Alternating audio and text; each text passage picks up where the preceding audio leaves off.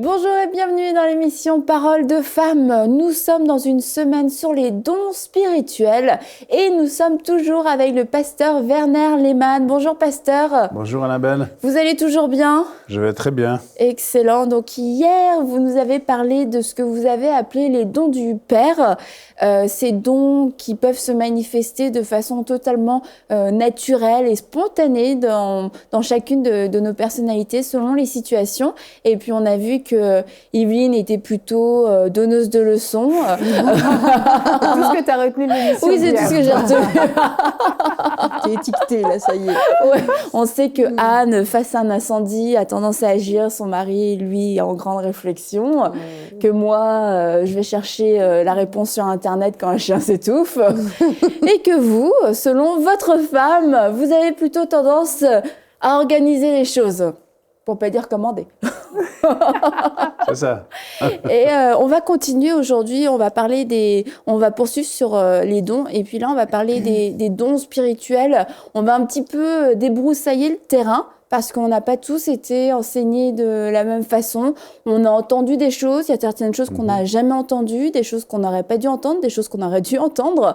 Alors aujourd'hui, on va faire une petite intro pour un peu remettre dans le contexte qu'est-ce que sont les dons spirituels, à quoi ça sert, comment les grandes questions quoi, de base concernant les dons spirituels. Donc allez-y, pasteur Werner, la parole est à vous. Voilà. Profitez-en, ça ne revient pas souvent. Bonjour mesdames, bonjour chères auditrices, chers auditeurs éventuellement. L'idée de ce partage par rapport aux dons spirituels, donc on va parler spécifiquement de ces 9 dons qui nous sont décrits dans Corinthiens 12, on va le lire tout à l'heure. L'idée, c'est un petit peu de désacraliser, enlever un peu ce côté, on pense que c'est quelque chose de très élevé, que c'est pour des gens très, très spirituels, très importants. Et finalement, beaucoup de personnes ont ces dons ou peuvent les obtenir assez facilement si on explique un peu comment ça fonctionne. Mais aussi longtemps qu'on pense des choses fausses, et souvent on a des faux concepts, que soit on nous a mis dans la tête parce qu'on a été souvent impressionnés, par exemple, par la prophétie, en pensant que d'être prophète, évidemment, c'est le top du top, parce qu'on a une communion directe avec Dieu. Et je pense que c'est pas totalement faux, mais j'aimerais aussi montrer comment on peut commencer avec un niveau très bas, et puis comment on peut commencer à grandir peu à peu. Et je crois que chaque chrétien qui est né de nouveau est capable de prophétiser au même titre qu'il est capable de prier. La problématique, c'est qu'on a rendu la marche souvent trop haute, et beaucoup de gens disaient, je ne peux pas franchir cette marche, elle est trop haute pour moi. Donc, on aimerait aujourd'hui ramener les choses à un niveau très bas, là où on commence, je ne suis plus personnellement à ce niveau-là, je n'ai plus besoin de ce niveau-là, mais j'enseigne sur les dons spirituels, je l'ai enseigné dans passablement de rencontres de jeunes, d'équipes de jeunes qui étaient aux études, et où j'ai enseigné je leur ai enseigné comment on prophétise, comment on rentre dans le prophétique. Mais au préalable, j'aimerais juste qu'on ait un tout petit peu dans ces textes la parole de Dieu. Je propose qu'on puisse lire 1 Corinthiens 12 à partir du verset 5, qui va nous mettre un tout petit peu dans le contexte de ces dons. Ces 9 dons vont être énoncés, et ils vont aussi dans ce texte nous montrer finalement quelle est l'utilité de ces dons spirituels. Je pense qu'il veut que tu lises. Oui, j'y vais. Ouais. Alors, merci beaucoup, Anne. 1 Corinthiens 12, mais je vais commencer à 4, sinon la phrase est coupée en deux. Bon. Il y a diversité de dons, mais le même esprit. Diversité de ministères, mais le même Seigneur. Diversité d'opérations, mais le même Dieu qui opère tout en tous. Or, à chacun, la manifestation de l'Esprit est donnée pour l'utilité commune. En effet, à l'un est donné par l'Esprit une parole de sagesse, à un autre une parole de connaissance selon le même Esprit, à un autre la foi par le même Esprit, à un autre le don des guérisons par le même Esprit, à un autre le don d'opérer des miracles, à un autre la prophétie, à un autre le discernement des esprits, à un autre la diversité des langues, à un autre l'interprétation des langues. Un seul et même esprit opère toutes ces choses, les distribuant à chacun en particulier comme il veut. Merci beaucoup. Après ce chapitre 12 qui énonce ces 9 dons, il y a une liste de 9 dons qui est donnée, on voit que le chapitre 13 de la première épître aux Corinthiens est un chapitre complet qui finalement nous montre quelle doit être la motivation. Et j'aimerais juste, on ne va pas lire tout ce chapitre, c'est ce chapitre sur l'importance de l'amour, mais j'aimerais qu'on lise le verset 1er dans Corinthiens. Est-ce qu'Annabelle, tu pourrais nous le lire ? Avec grand plaisir. Alors, j'étais prête. Si je parle les langues des hommes et même celles des anges, mais que je n'ai pas l'amour, je suis un cuivre qui résonne ou une cymbale qui retentit. Je continue. Si j'ai le don de prophétie, Vas-y. la compréhension de tous les mystères et toute la connaissance, si j'ai même toute la foi jusqu'à transporter des montagnes, mais que je n'ai pas l'amour, je ne suis rien. Magnifique. On va s'arrêter là. Donc, on voit ici, dans ce chapitre, et on pourrait lire le chapitre entier, mais vu que notre temps est un peu limité, on va se réduire à cet espace-là. On voit que l'aspect de l'amour doit être vraiment la motivation de l'exercice des dons spirituels. Les dons spirituels ne sont pas donnés pour finalement essayer de nous mettre des galons, puis des titres, etc. Moi, j'ai tel et tel don. Ne faites pas comme cette dame qui est venue voir son pasteur en disant « Moi, j'ai les 10 dons spirituels ». Et le pasteur l'a dit, oui, parce qu'en plus des 9 qui sont décrits dans Corinthiens 12, il y a celui de l'humilité. Je crois que les dons appartiennent au Saint-Esprit, mais nous sont gracieusement communiqués. Mais la problématique, c'est qu'on a pensé que c'est bizarre d'ailleurs, parce que dans la vie naturelle, on est conscient qu'un enfant, qu'un jeune doit apprendre, on est conscient qu'en apprenant, il va faire un certain nombre d'erreurs, que, mesdames, quand vous avez fait la cuisine, et votre premier gâteau, votre premier cake dans le four, je suis sûr que ce n'était pas celui qui était le meilleur, mais en continuant de faire, eh bien, on s'améliore, on fait de mieux en mieux, et on est conscient de toutes ces réalités-là dans le monde naturel, et dans le monde spirituel, on a pensé que les dons spirituels, ils devaient venir à nous à une maturité très élevée, et tant et si bien que beaucoup de gens avaient des dons spirituels, mais n'ont jamais osé les utiliser, parce qu'ils ont dit, ils sont pas assez spirituels, le niveau est pas assez élevé, et on n'a pas osé commencer là où on est. Et j'aimerais, dans cette émission, vous donner l'opportunité de comprendre où on peut commencer, comment est-ce qu'on apprend à écouter Dieu, etc. Mais peut-être au préalable, on va lire un deuxième texte. Et j'aimerais lire le début du chapitre suivant. Donc, on a lu le chapitre 12 qui mentionne 9 dons. On a vu juste le début de ce chapitre 13 qui mentionne quelle est la motivation de l'exercice des dons, que ça doit être réellement l'amour et pas seulement juste on peut avoir la foi, etc. Et c'est intéressant ce que l'apôtre Paul dit, vous pouvez avoir la foi à transporter des montagnes, mais si vous n'avez pas l'amour, c'est inutile. Donc, on doit vraiment se laisser habiter. Et l'amour, la source de l'amour, elle est en Dieu. Et dans Romains 5,5, il est dit que l'amour de Dieu, il est déversé dans nos cœurs par le Saint-Esprit. Donc, on va regarder ce qu'il est dit au chapitre 14. Il vient d'annoncer 9 dons. Il dit que c'est l'amour qui est important. Et qu'est-ce que l'apôtre Paul dit au chapitre 14 en lisant le premier verset du chapitre 14? Recherchez l'amour, aspirez aussi aux dons spirituels, mais surtout à la prophétie. Cette parole est particulière parce que l'apôtre Paul, il nous dit rechercher l'amour, on l'a compris, c'est ce qu'il a dit dans tout le chapitre 13, l'importance de l'amour, donc c'est quelque chose qu'on doit rechercher. C'est pas quelque chose qui nous vient non plus toujours automatiquement dessus, mais dire Seigneur, oui, je veux aimer, oui, je veux que l'amour soit mon moteur, et puis pas, on est des êtres humains, puis on est faillibles, et puis, mais je crois que dire rechercher l'amour, je crois que ce terme, il est fort. Ensuite, il y a un deuxième terme qui est utilisé, c'est aspirer aux dons spirituels. Ça, c'est un terme très fort. C'est pas juste dire, Seigneur, si ça m'arrive, puis si ça m'arrive pas, tant pis. Seigneur, c'est ton affaire, finalement, vu que les dons ils viennent de toi, alors soit tu me les donnes, soit tu me les donnes pas. Mais c'est pas ça que l'apôtre Paul est en train de dire. L'apôtre Paul est en train de dire aspirer. Et ce terme aspirer, si on prend l'image du bébé, le lait de la maman, il lui coule pas automatiquement dans la bouche. Il doit aspirer son lait. Ouais. Et beaucoup de choses dans la vie, c'est quand on y aspire qu'on les obtient. Si on dit on est passif, puis on dit on verra si ça m'arrive ou pas, si Dieu veut bien me donner, comme si tout dépendait que d'une souveraineté de Dieu, alors que beaucoup de choses dépendent finalement de notre recherche, de nos désirs, de dire Seigneur, je veux marcher dans ces choses-là, la motivation doit être juste, mais je veux rentrer dans ces dons spirituels, je veux les exercer, et j'aimerais, chers téléspectateurs, téléspectatrices, j'aimerais vous encourager à rechercher et à aspirer, rechercher l'amour et à aspirer à ces dons spirituels. Ces dons spirituels sont pour nous. Nous n'avons pas besoin d'être des gens hyper spirituels. Nous n'avons pas besoin d'avoir été établis dans un ministère. Je parlerai un peu plus de cela parce que c'est un élément important. Parce que beaucoup de gens, dès qu'ils ont utilisé un don, ils ont tout de suite pensé qu'ils étaient un ministère de prophètes. Et ça, c'est une chose qui a beaucoup nui. Mais il y a des étapes à respecter, il y a des niveaux à respecter. Je parlerai peut-être un peu plus de cela demain. Mais pour aujourd'hui, j'aimerais qu'on puisse avancer un tout petit peu. On a défini un tout petit peu la motivation, l'amour. Le but, on l'a lu dans 1 Corinthiens 12, où le but, c'est l'édification, c'est le bien-être de l'autre. Oui. Et puis, il y a peut-être encore un but qu'on pourrait lire au verset 3 de 1 Corinthiens 14. Avec plaisir, celui qui prophétise au contraire parle aux hommes, les édifie, les encourage et les réconforte. Édifier, encourager, réconforter. J'aimerais que ça, ce soit réellement le cadre dans lequel on va se tenir, et on ne va pas sortir de ce cadre. Tant qu'on reste dans ce cadre-là au niveau prophétique, on ne peut pas se tromper. On est en train de faire du bien à l'autre. On est en train de l'élever, on est en train de lui donner de la force. Et ça, c'est le but. Si ce but n'est pas atteint et que j'utilise la prophétie pour essayer de le manipuler, alors c'est pas très heureux, mais malheureusement, c'est des choses qui existent. Où on dit Dieu m'a dit que, etc. Dieu n'avait rien dit du tout, mais finalement... Et parfois, on a fait ça, et on a certainement tous eu l'opportunité d'entendre ça, ou parfois, on utilise la prière pour reprendre l'autre en disant Seigneur, montre-lui, parce que, on n'ose pas lui dire en face, donc on essaie de parler par intermédiaire au Seigneur, etc. J'aimerais pas qu'on fasse ça avec la prophétie. La prophétie, j'aimerais qu'elle reste dans ce cadre, vraiment d'encourager, de construire l'autre, de l'exhorter. Selon les traductions, les termes se différencient un peu, c'est exhorter, édifier, consoler dans les Bibles secondes, mais peu importe, l'objectif c'est de construire la personne, c'est de l'encourager, c'est de l'élever, et puis c'est de lui dire ce que Dieu aimerait lui dire. Et aujourd'hui, je crois qu'on est de plus en plus, on devrait être capable de prophétiser sur nos propres vies, mais de temps en temps, quelqu'un d'autre qui prophétise sur vous, ça fait quand même du bien.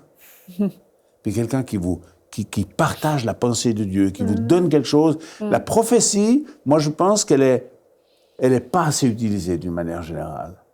Parce que la prophétie, elle engendre. Et je pense qu'on devrait oser, en expliquant comment ça fonctionne et quel est le rôle de la prophétie, on devrait oser prophétiser sur des jeunes de 10 ans, de 11 ans, de 12 ans, 13 ans, des jeunes qui sont au début de leur vie. Pas pour les manipuler, puis dire Dieu te dit que tu dois faire ceci. Ça, c'est les enfermer. Si la prophétie, elle vous enferme, ne vous laissez pas enfermer par une prophétie.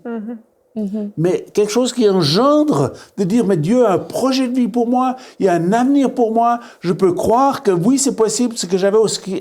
Et très souvent, l'aspect prophétique va venir rejoindre quelque chose que Dieu nous avait déjà posé au fond de notre cœur.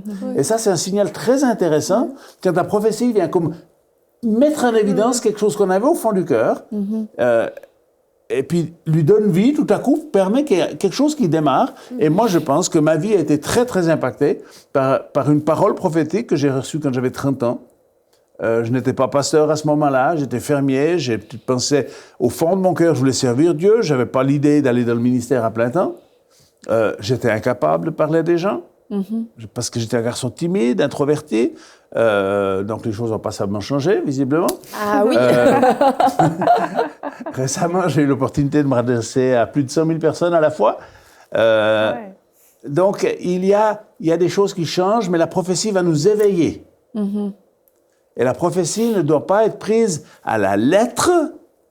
Vous avez le droit de retenir ce qui est bon, vous avez le droit de l'éprouver, vous avez le droit de ne la mépriser pas, par contre, c'est ce que l'apôtre Paul va dire à Timothée, puis il va le redire aux Thessaloniciens en particulier, de ne pas mépriser la prophétie, de ne pas attrister le Saint-Esprit, parce que l'Esprit de Dieu peut aussi se moquer de ces choses-là, puis ridiculiser tout ça, et finalement on attriste l'Esprit, excusez-moi, et puis finalement, ben voilà, on perd la joie, puis on n'ose plus, parce qu'on s'est moqué de nous, etc. J'aimerais vous dire, vous pouvez tous commencer à prophétiser sur un niveau très bas, très simple. Et puis ensuite, ben, l'objectif, c'est pas qu'on reste à ce niveau-là. L'objectif, c'est qu'on progresse, c'est qu'on marche de progrès en progrès. Mais dans le monde chrétien, je pense que la prophétie a peut-être été minimisée parce que ça ressemblait trop. Enfin, ça ressemblait trop. Parce qu'on a pu penser que ça ressemblait trop à de la voyance. C'est comme, je veux pas qu'on me dise mon avenir, ça c'est de la voyance, c'est de l'astrologie. Et du coup, la prophétie a basculé un peu du côté obscur, du côté occulte. Et parce que peut-être, comme dans tout, il y a eu des abus, il y a eu des faux prophètes, il y a eu des fausses prophéties.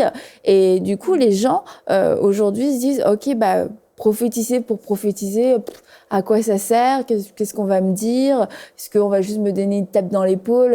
OK, Dieu t'aime, vas-y, prends courage. Ou alors, il y a des gens qui veulent aussi qu'on leur dise, le 28 octobre 2018, tu seras là à telle heure avec telle personne. Donc ouais, tout ça, ça crée comme une grande confusion. À la fois, on n'en veut pas, à la fois, on la veut, mais à la fois, on la veut pour des mauvaises raisons. Et puis, à la fois, on en a peur aussi. Donc, je trouve ça vraiment bien que vous ayez remis tout ça dans ce contexte, que la prophétie va éveiller, que la prophétie engendre, la prophétie ouvre, et que la prophétie va produire quelque chose de bon, en fait, en nous. Et puis, parce qu'il y a plein de gens, ils ont reçu des prophéties, Et les prophéties étaient fausses. C'était des choses complètement montées, manipulées, etc. Ces gens-là ont été blessés, donc non seulement ils veulent plus entendre de prophéties, mais eux ne veulent plus qu'on donne de prophéties, puis s'opposent complètement à toutes les choses de l'esprit. Donc, que faire quand on a été comme ça un petit peu échaudé, blessé par ce qui aurait dû être un don qui aurait dû nous bénir, nous encourager, nous édifier? Comment ces personnes-là aujourd'hui peuvent croire encore que la prophétie peut être pure et véritable? Mais je pense qu'il y a deux erreurs à ne pas commettre. C'est de mettre la prophétie sur un standard trop élevé en pensant que c'est parole de Dieu puis que ça doit être appliqué à la lettre. Mm-hmm. Et puis l'autre, c'est de la mépriser, puis finalement dire on n'a plus besoin de ça maintenant, on peut se débrouiller sans ça. Je crois que c'est dommage, les deux choses sont fausses. Maintenant, tu mentionnais le fait que certaines personnes ont dit finalement c'est une forme de voyance, etc. Est-ce que c'est la prophétie qui est influencée par la voyance ou c'est est-ce que la voyance est influencée par la prophétie? Je pense que tous les dons spirituels ont une contrefaçon occulte. Tous les dons spirituels ont une contrefaçon occulte, malheureusement. Oui.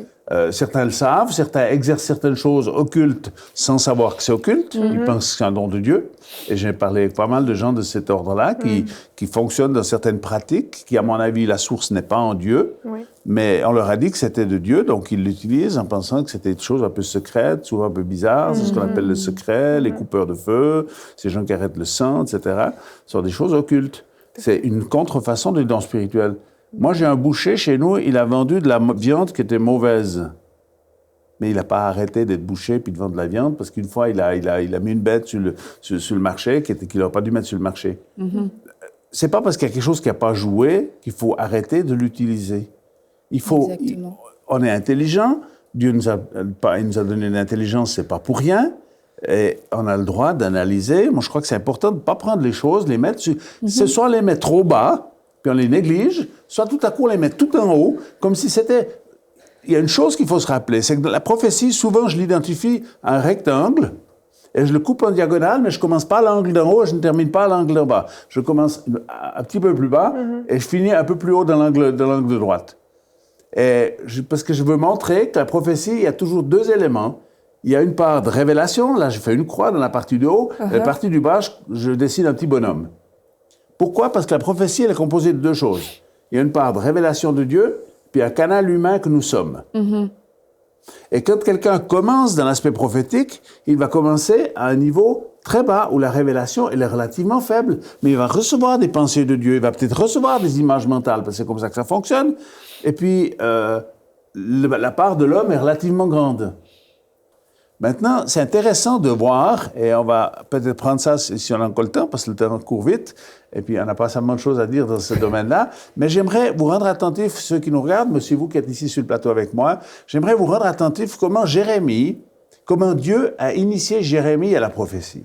Que vois-tu? Jérémie, il lui dit, je suis trop petit, je suis pas capable, je suis qu'un enfant, et Dieu lui dit, arrête de dire que tu es un enfant, arrête de dire que tu n'es pas capable, parce qu'avant que tu sois sorti du sein de ta mère, je t'avais destiné à être prophète des nations. Ouais. Donc Dieu le remet un petit peu en place, il dit, mais arrête de dire que c'est pas possible, parce que j'ai un plan pour toi et j'aimerais que tu puisses rentrer dans ce plan.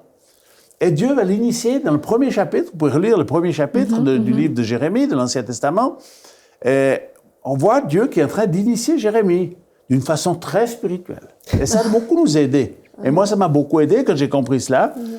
Dieu, il parle à Jérémie, il dit à Jérémie, qu'est-ce que tu vois?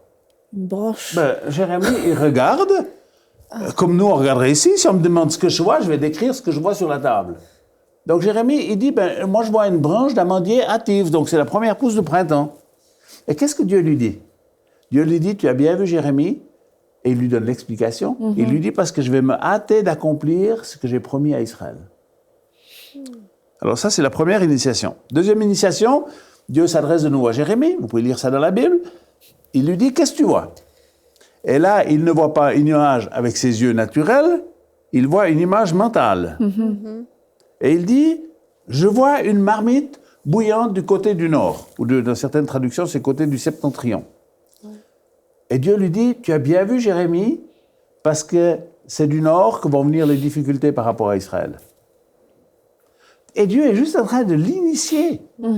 Et on voit Jésus va utiliser dans les évangiles des paraboles. La parabole du semeur, la parabole du vigneron, du cep, du sarment. Des éléments très simples, très naturels pour parler des choses du royaume de Dieu. Ouais. Et il va parler du royaume de Dieu comme d'un grain de sénévé, comme en terre qui pousse, et puis il y a une grande plante où les oiseaux peuvent venir s'abriter dans la plante. Donc, je crois que les choses spirituelles ne sont pas toujours si élevées et si inaccessibles. Elles sont accessibles, mais il faudrait juste qu'on accepte d'examiner les choses, de ne pas les mépriser, mais de ne pas prendre les choses tout au premier degré. Ça passe par un canal humain. Ne méprisez pas trop vite, ne criez pas trop vite, c'est un faux prophète, c'est prophète, ceci, c'est pas réalisé. On a prophétisé sur moi. Il y a des gens qui ont examiné et ils ont dit, cette fois, on sait que c'était pas juste. Parce qu'ils n'ont rien vu venir. Je n'ai jamais réagi à cela. J'ai dit, causez toujours. Parce que j'ai dit, je pense au fond de mon esprit, je pensais que c'était de Dieu, ce qui avait été dit. C'était dit publiquement. Alors les gens, ils regardent dans le court terme, et puis ils disent, mais il n'y a rien qui se passe. Toi, ils continuent d'être fermiers, il n'y a rien qui change. Et puis, ils disent, bon, finalement, je pense que c'était pas une parole qui venait de Dieu. Oui, mais laisse faire Dieu. Tout ce qui a été dit, c'est réalisé. Et moi, je suis très attentif aux prophéties, mais par contre, je ne vis pas à coup de prophétie. Je n'ai pas besoin de prophétie toutes les 2 semaines pour arriver à savoir ce que je dois faire. Je crois que nous savons écouter Dieu, nous savons écouter ce qui se passe à l'intérieur de nous, et il n'a pas besoin d'avoir toujours des paroles prophétiques, et ne mettez pas la parole prophétique trop haut pour dire « Ah, mais non, il faut que j'ai une parole prophétique parce que je ne sais plus qu'est-ce que je dois faire. » Non, ce n'est pas la prophétie qui doit te guider. Moi, je crois que le pain de tous les jours, c'est ça. Amen. Amen. Et la prophétie, c'est un tout petit peu hors d'œuvre. Vous voyez ça?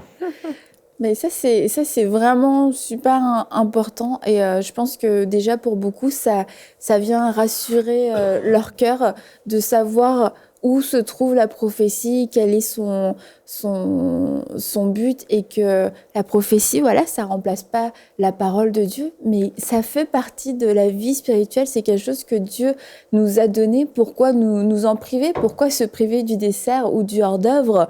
Alors, Evelyne, donne du dessert à tes enfants, s'il te plaît. Mais c'est vrai, et de pas développer aussi la dépendance aux prophéties, d'accepter que la parole de Dieu peut être suffisante. Mais c'est super de recevoir une prophétie aussi, comme vous l'avez dit. Mais la parole de Dieu a des informations très générales qui sont hyper importantes. Moi, j'attache beaucoup d'importance à la parole de Dieu, mais l'un n'est absolument pas opposé à l'autre. Vous savez, la parole de Dieu, ce qu'on appelle la parole de Dieu, c'était quoi avant d'être la parole de Dieu? C'était des révélations. C'était la pensée de Dieu. Puis la pensée de Dieu était habillée avec un vocabulaire, puis c'est devenu la parole de Dieu. Mais avant, c'était une pensée de Dieu. Donc Dieu ne communique pas la pensée. J'aimerais dire une ou deux choses qui me semblent importantes, et peut-être qu'on fera l'aspect un peu plus pratique dans la session suivante. On fera 2 aspects pratiques. Mais il y a 2, 3 choses que j'aimerais dire impérativement concernant la prophétie. Il faut respecter les niveaux prophétiques, sinon on est dans la confusion. Et c'était une des problématiques toutes ces dernières décennies où le prophétique a été quand même remis en valeur. Et j'ai le sentiment qu'on est de nouveau un tout petit peu en train de faire marche arrière. Et je pense que la raison est la suivante, c'est qu'on n'a pas respecté les niveaux au niveau de ce que Dieu nous donne. Moi, j'utilise 4 niveaux. Ils valent ce qu'ils valent au niveau de la description, mais je les décris comme ça. Le premier niveau, c'est celui qu'on va appliquer dans la session prochaine. On ne va pas y arriver dans celle-ci. On le fera demain. J'appelle ça l'esprit de prophétie. Et je prétends que chaque chrétien qui est né de nouveau peut prophétiser à ce niveau-là, à un niveau simple, un niveau bas, mais il faudrait juste qu'on lui donne les informations dont il a besoin pour commencer. Donc on va regarder ça la prochaine fois. Le deuxième niveau, c'est quelqu'un qui a fait un pas de plus et qui a un don de prophétie, qui n'a plus besoin d'être dans une sphère confinés, etc. Parce qu'il faut qu'on ait un endroit, un terrain d'entraînement. Et ça, c'est la grande difficulté, c'est qu'il n'y a pas de terrain d'entraînement. Le dimanche matin à l'église, c'est pas le bon endroit pour faire le terrain d'entraînement. Non. Mais pour le terrain d'entraînement, il faut qu'on ait le droit à l'erreur. Et ça, c'est la grande difficulté. Si on n'a pas le droit à l'erreur, on ne peut pas apprendre. Donc, quelqu'un qui a le don de prophétie, il va pouvoir prophétiser assez aisément. Et beaucoup de gens qui ont reçu un don de prophétie, il y a quand même beaucoup de gens qui ont des dons de prophétie dans les églises aujourd'hui. Mais beaucoup ont fait l'erreur de s'autodéclarer prophète en tant que ministère. Et là, il y a une barrière. Le don de prophétie fonctionne sous l'autorité de quelqu'un d'autre, il n'a pas la même autorité que le ministère de prophète. Le don de prophétie, tu as reçu un don de Dieu, tu l'utilises, tu te places sous l'autorité de ta communauté, là où tu es, et tu peux utiliser ton don de prophétie.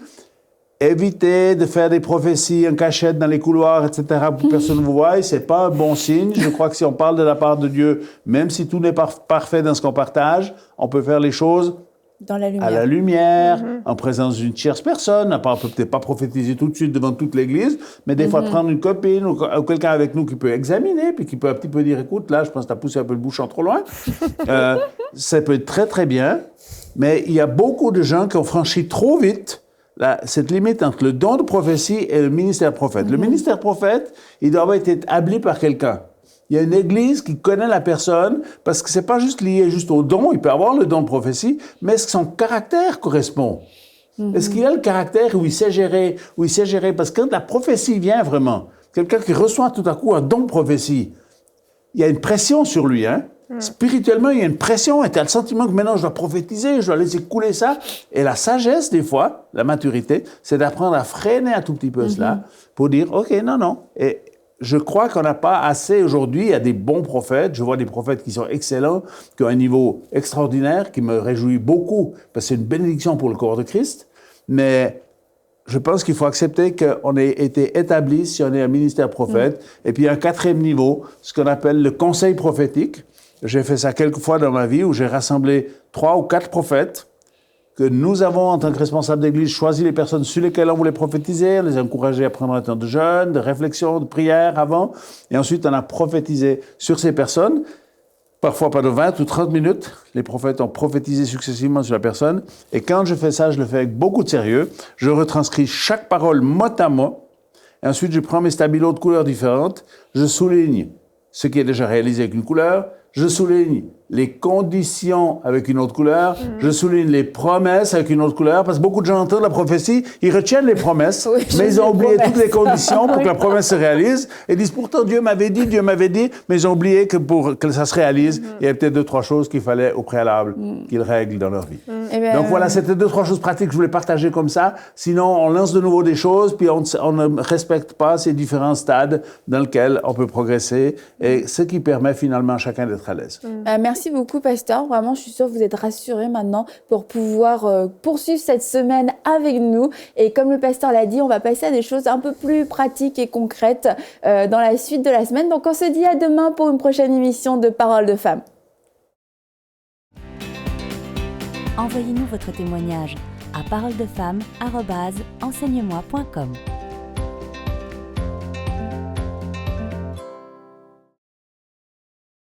Cette émission est rendue possible grâce au précieux soutien des partenaires d'Enseigne-moi Canal International.